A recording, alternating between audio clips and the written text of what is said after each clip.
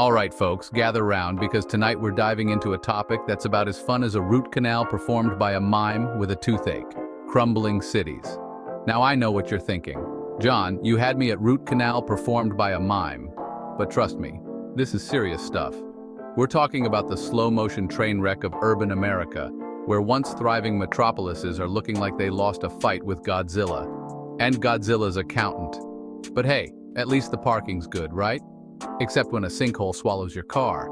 Because, and here's the kicker, crumbling cities aren't just an eyesore. They're a sign of something deeply wrong in the American experiment, a canary in the coal mine of our national well-being. When cities start to crumble, it's not just bricks and mortar that fall apart. It's the very fabric of our society. So tonight we're going to explore this urban jungle, machete jokes and all. We'll meet the people living amidst the decay, the politicians promising and often failing to fix it, and the experts who can explain just how we got into this mess. Because let's be honest, sometimes you need a little humor to stomach the hard truths.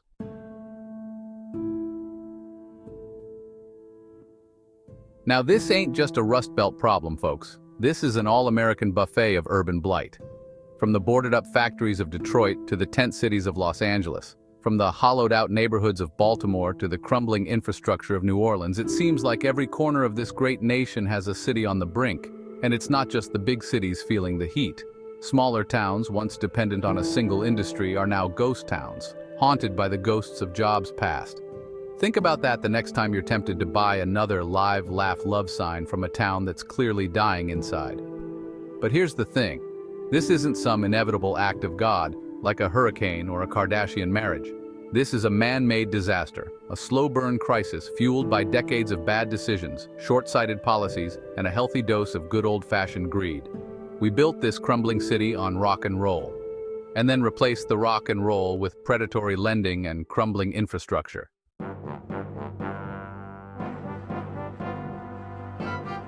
Let's play a game called Spot the Crumbling City.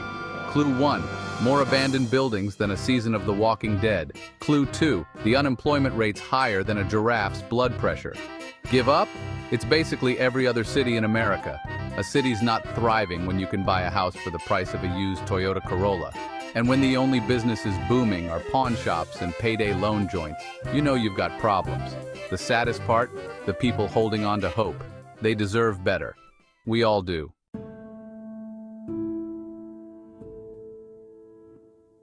You know what they say, a society grows great when old men plant trees whose shade they know they shall never sit in.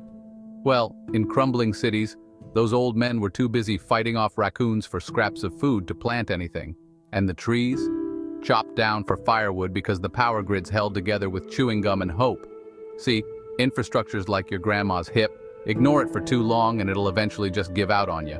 And when your bridges are crumbling faster than a stale croissant and your water pipes are older than your grandpappy's jokes, you've got a recipe for disaster. Literally. Remember Flint, Michigan? Yeah, exactly.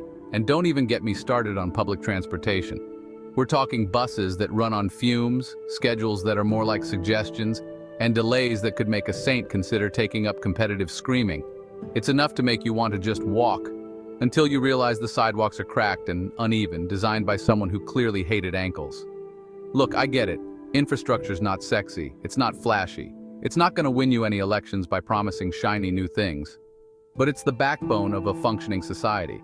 And when that backbone's riddled with osteoporosis, the whole damn thing collapses.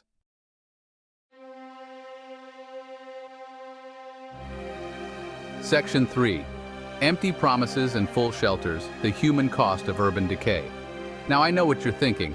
John, this is getting a little heavy. Can't we lighten the mood with a joke about, I don't know, pigeons wearing tiny hard hats? And to that I say, sure, why not? But the punchline's gonna be a gut punch. Because behind every boarded-up window and crumbling facade, there are real people living with the consequences of this urban decay. We're talking families struggling to put food on the table because the only jobs left are at the liquor store and the check cashing place. We're talking kids going to schools that are more asbestos than classroom, their dreams crumbling faster than the ceiling tiles. And we're talking about a whole generation growing up believing that this is normal, that this is just how life is. And that's the real tragedy. Because poverty and despair, they're like those weird stains on your couch. You can try to ignore them, pretend they're not there, but they'll just keep spreading until they consume everything. And the longer we wait to address the root causes of urban decay, the harder it's going to be to clean up the mess. We can do better than this, folks. We have to, because the human cost of doing nothing, that's a debt we can never repay.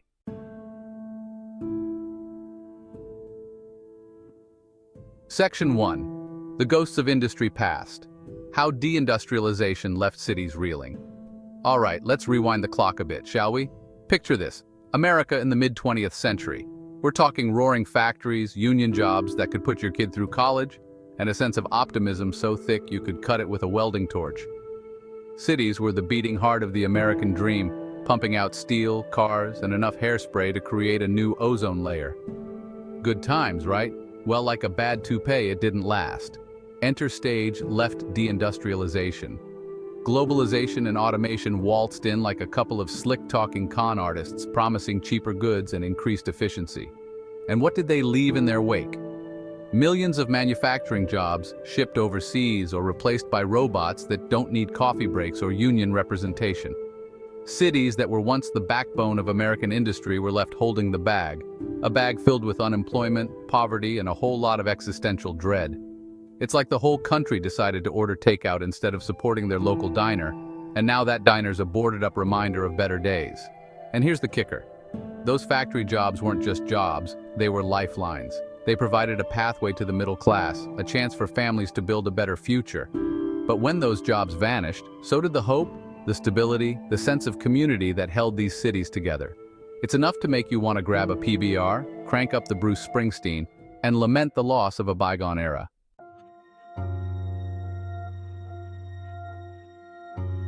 Section 2. White Flight and Suburban Sprawl. The Great American Exodus and its Aftermath. Now, deindustrialization was like that first crack in the foundation. But then came the real kicker: suburban sprawl. See, as cities started struggling, folks with means did what any sensible person would do. They packed up their station wagons, grabbed their Jell-O molds, and hightailed it to the suburbs. It was like a scene out of a disaster movie, except instead of zombies, it was people fleeing the perceived chaos of the city for the promise of bigger yards, better schools, and a distinct lack of diversity. And hey, I get it. Nobody wants to raise their kids in a place where the soundtrack is sirens and jackhammers and the local playground equipment doubles as a meth lab. But here's the thing. This mass exodus wasn't just about personal choice.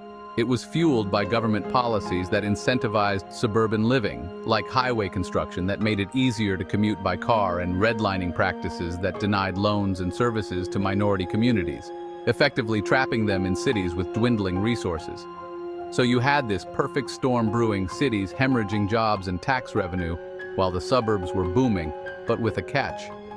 They were sucking the lifeblood out of the cities, leaving behind a hollowed-out shell of their former selves.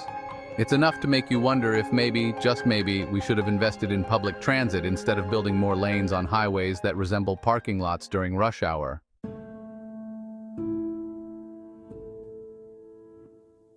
The government's role in urban decay.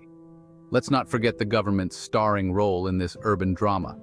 While cities crumbled, politicians passed the buck and pointed fingers. Decades of underfunding for education, healthcare, and public safety. Tax breaks for corporations that left cities holding the bag. The war on drugs disproportionately targeted minority communities. It's like a real-life game of SimCity, but with more prisons and higher taxes. And then they wondered why riots erupted. Spoiler alert, it wasn't due to a lack of prisons. Decades of misguided policies and greed have fueled the urban crisis.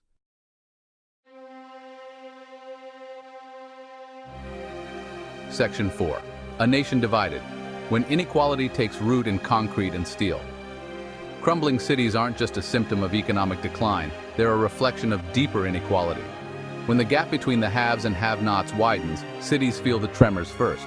Your zip code determines your life expectancy, healthcare access, and education quality. The top 1% controls more wealth than the bottom 90% combined. The American dream is becoming a dystopian nightmare for many. This inequality isn't an accident. It's the result of deliberate policy choices. Choices that favor the wealthy at the expense of everyone else. While billionaires blast into space, communities struggle to survive. We need a serious conversation about creating a more just and equitable society, one where everyone has an opportunity to succeed, because a nation divided against itself can't stand.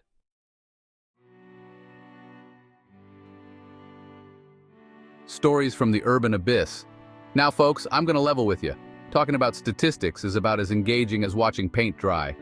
Let's put some faces to these crumbling cities. Meet Miss Johnson, a retired school teacher in Detroit. She's seen it all, the boom times, the bust, and the slow bleed of hope. She spends her days tending her garden, holding on to memories, but the nearest grocery store's a bus ride away, and the streetlights haven't worked in years. Then there's Miguel, a single dad in South Central LA working 2 minimum-wage jobs to keep a roof over his kids' heads. He dreams of a better life for them, but the odds are stacked against him. These are just 2 stories out of millions, folks, each one a testament to the resilience of the human spirit.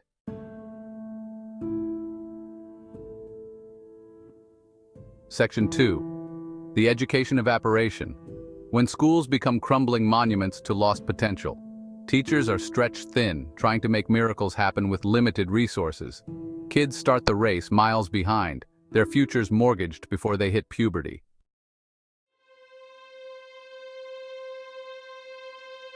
Section 3. The healthcare mirage. Navigating a system designed to fail. Access to quality healthcare shouldn't be a luxury, but in crumbling cities, it's a cruel joke. Hospitals close, urgent care centers are ill-equipped, and mental health care is nearly impossible to find.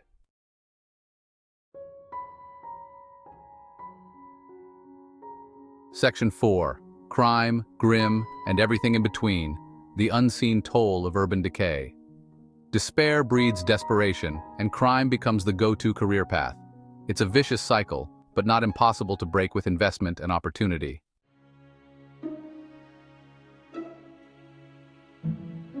All right, let's talk about specialization, folks.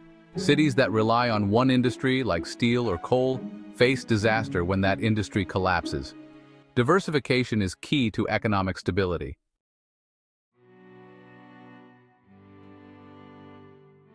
Imagine being a bright young person in a crumbling city with no opportunities.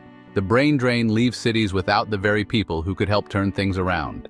It's a self-perpetuating cycle of decline.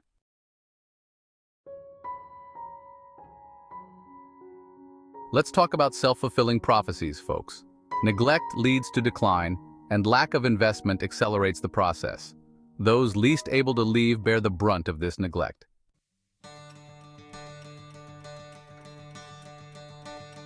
It's time to roll up our sleeves and talk about solutions. Investing in infrastructure and community spaces can rebuild frayed bonds. High-speed internet, affordable housing, and public transportation are essential.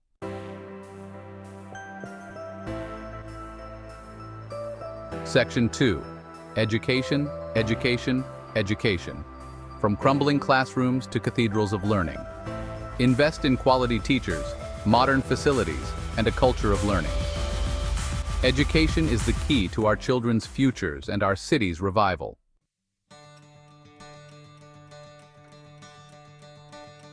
Section 3.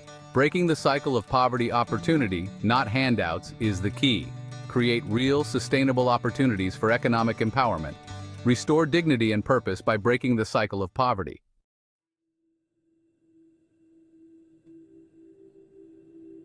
Section 1.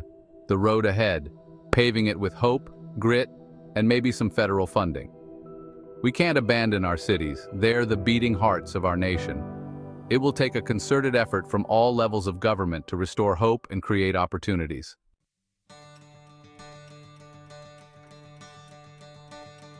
From crumbling cities to rising stars, a comedic plea for a brighter urban future.